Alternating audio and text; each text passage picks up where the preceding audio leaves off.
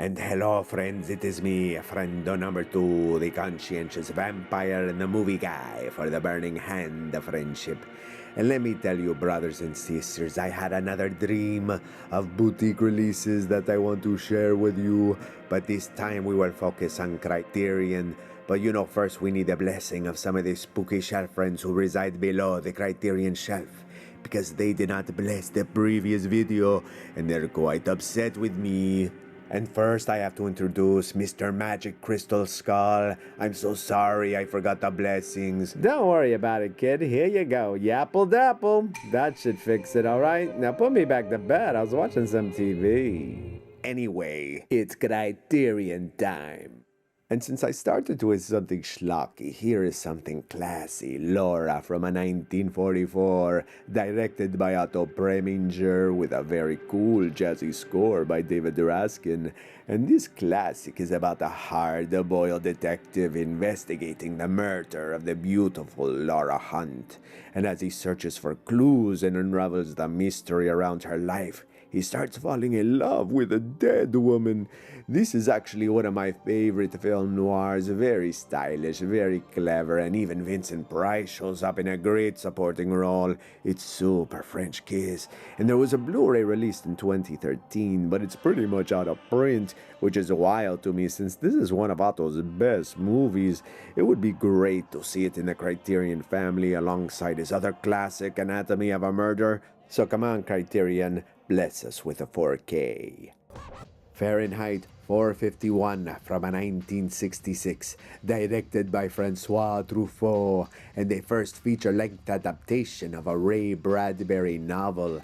And this movie takes place in a totalitarian future where books are banned and firemen don't put out fires, they burn books. And this is Truffaut's first film in color, and he really leans into it, making a stylish, dystopian sci-fi movie that doesn't look great but actually pops. It's definitely a product of the 1960s with its counterculture politics and modish aesthetics, but still an underrated cult classic with a message that still resonates today.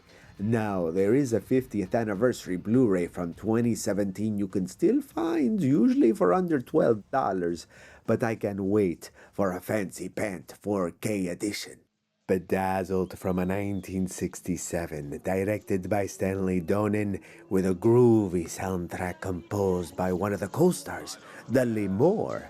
And this is one of my all-time favorite British comedies, starring the legendary comic duo of Peter Cook and Dudley Moore. And this is a 1960s remix of the Faust legend, but it takes place in a swinging London with a hopeless fool who sells his soul for 7 wishes to a charming devil, and English humor ensues. It's a fantasy comedy that really captures the essence of the time and gives us some of the best performances from one of the most vital comedy duos of that era. Some might even say their comedy helped pave the way for Monty Python. Now, there was a limited edition Blu-ray from Twilight Time, but it's been long out of print, so it would be a nice dream to have a 4K upgrade from Criterion. Besides, they need some more Stanley Donen. They only have Charade. Maybe they should also consider The Little Prince from a 1974, a childhood favorite that only has a DVD release. Come on, think about it, Criterion. And next, we have The Devils from a 1971, an infamous film directed by Ken Russell. And this takes place in 17th century France, where a popular priest is accused of witchcraft. After a sexually repressed hunchback nun develops an obsessive crush on him, next thing you know, mass hysteria ensues and we get a grotesque, not safe for work spectacle, heavy on the blasphemy, which is why this film was banned and censored in many countries. And if you are religious, this will most likely offend. But Ken Russell's wild vision and Derek Jarman's production design gives us a stunning but shocking and extremely provocative political musical opera, with Oliver Reed and Vanessa Redgrave giving us top-tier performances.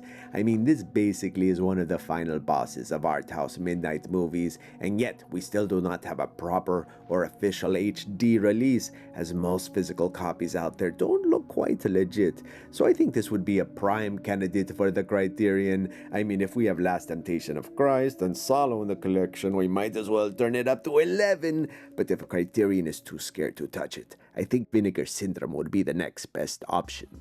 And yet another film by Ken Russell, Mahler from a 1974. And this is one of his surreal biographical portraits of a composer like The Music Lovers or Lizomania, but this time focusing on Gustav Mahler, a late romantic who had a big influence on modernist composers by stretching the boundaries of romanticism. And this movie plays like a musical dream or nightmare, depending on the scene, of course. Yet the drama still comes through thanks to Robert Powell and Georgina Hell's performances. The movie does go occasionally abstract, but the symbolism is usually provocative and easy to follow, with plenty to chew on once it's over.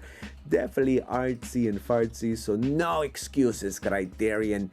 Especially since it looks like Janis co-released back in the day. So give us more Ken Russell, or better yet, give us a full Ken Russell composer box set including Elgar, the Debussy film Delhi, A Song of Summer, The Music Lovers, and of course Mahler and Lysomania. Tell me, wouldn't that be incredible? And the next dream release is Alice from a 1988. Directed by Czechoslovakian animator Jan Schwankmajer, who gives us a surreal, nightmarish take on Alice in Wonderland, mixing real people with stop motion, absolutely no CGI, and it looks very unique.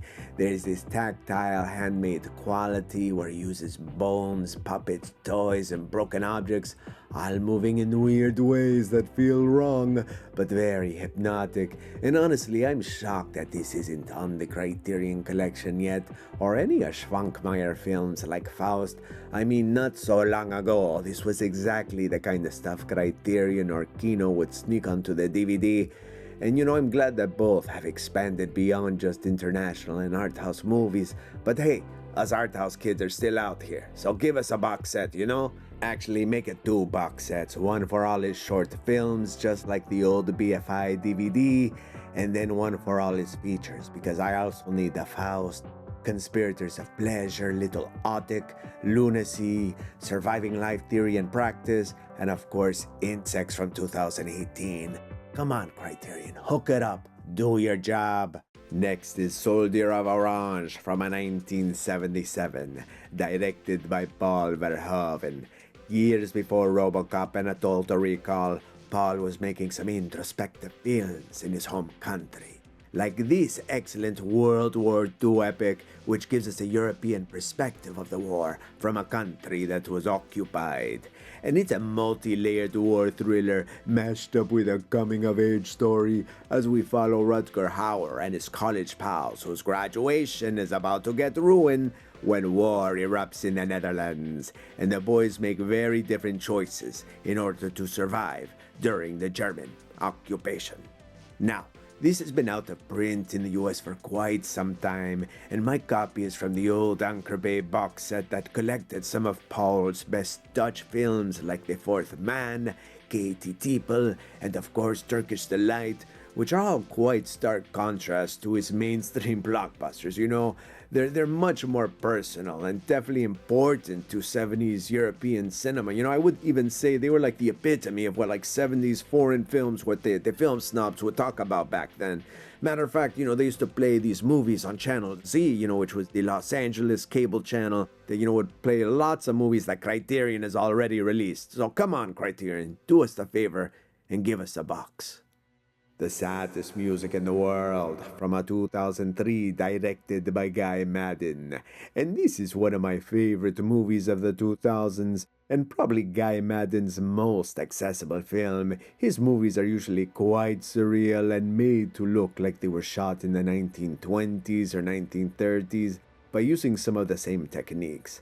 And this one has all the trademarks, but he does dial it in just a little bit and gives us a charming, absurd story with a great performance by Isabella Rossellini and Mark McKinney from Kids in the Hall. Very cool. Truly an art house comedy classic.